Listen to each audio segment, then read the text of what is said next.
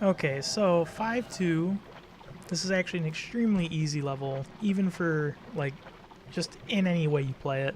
So I'm going to be speeding up most of this because the strategies for this, even without roll, shield, no magic, is really no different from a normal, just casual playthrough.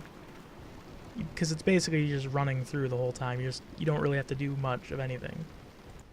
Really, for this part here, you just make sure you have the thief ring equipped, and you just run on the side of the acid pool, whatever you want to call it, and none of the enemies will really do much of anything.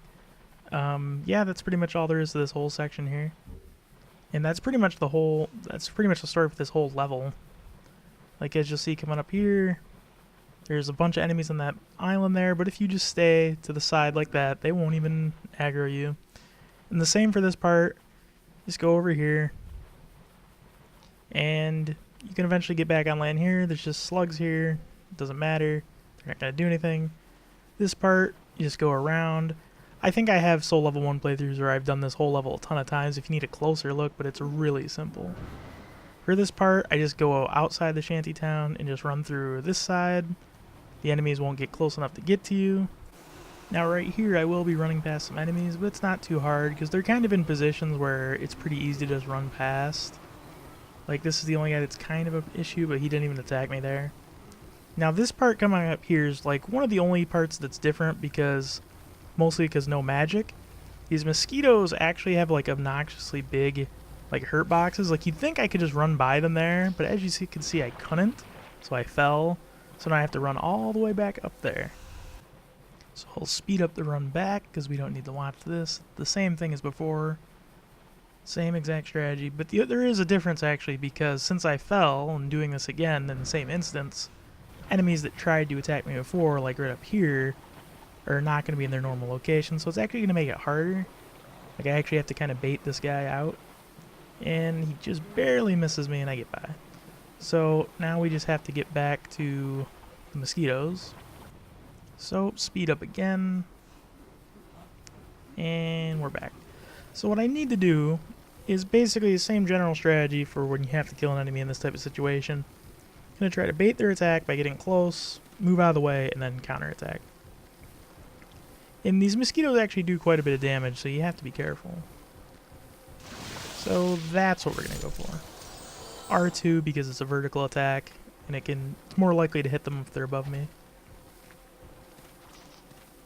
Those were the most difficult ones to deal with because they're kind of just in the way. The ones coming up you can run past without it being too much of a trouble. Like, they're not really in position to block you right here. There's a guy right at this corner, so I go really wide turn there because he likes to do his dashing attack, which could kill you or push you off the ledge and kill you. So that's why we did that. Here, it's good to kind of juke this guy, get him aggroed, and then go the other around, and that guy just run past real quick. And now that we have the shortcut, the level is effectively beaten, and we can go on to Dirty Colossus. Okay, so we ran back. Before you go in the boss room, make sure to heal the poison, heal up, pretty standard stuff. Now this is another really dumb but easy boss. The general strategy, and I ran right into the fire because I'm dumb. General strategy is just to get behind him and stay behind him, and that's it. His hitboxes are pretty good actually. Like, there's times where you might think I get hit, but I don't, because they're actually pretty good hitboxes for the most part. But there is one dumb mechanic about this boss that we'll see in a moment. So here, it's very simple. Just stay behind him, hit him. Like right there, if you're actually under his arm, it doesn't hit you. It's a fair, well-designed hitbox, which is cool.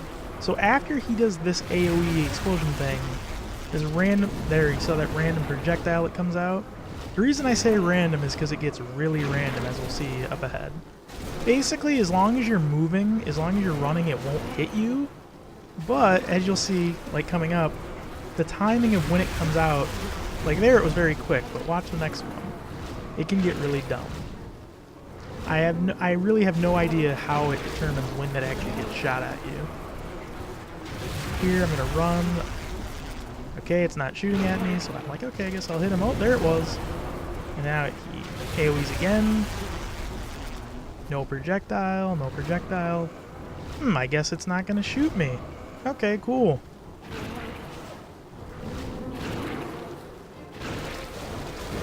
Oh, there it was, about 5 hours later.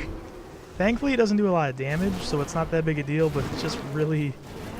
I have no idea how it determines that. Like, when it shoots, it's weird. But it's not a big deal.